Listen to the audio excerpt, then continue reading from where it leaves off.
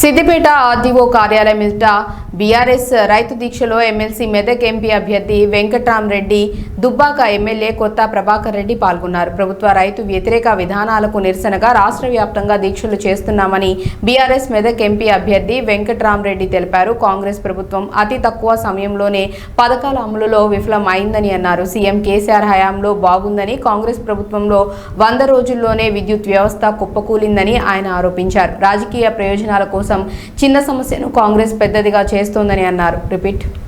మన జిల్లా పార్టీ అధ్యక్షుడు పెద్దలు ప్రభాకర్ రెడ్డి గారు, అదేవిధంగా కార్యక్రమంలో పాల్గొన్నటువంటి పెద్దలు, రోజుల సమయం ఇచ్చినాం ఈ ప్రభుత్వానికి.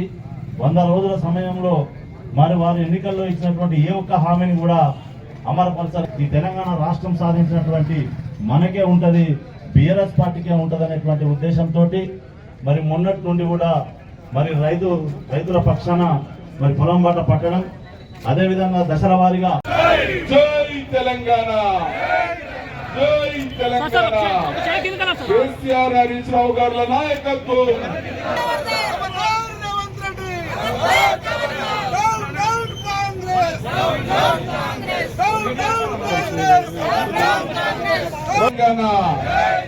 కేసీఆర్ హరీష్ రావు గారుల నాయకత్వం, కేసీఆర్ హరీష్ రావు గారుల నాయకత్వం. క్వింటాలకు 500 రూపాయల బోనస్ ప్రకటించాలి.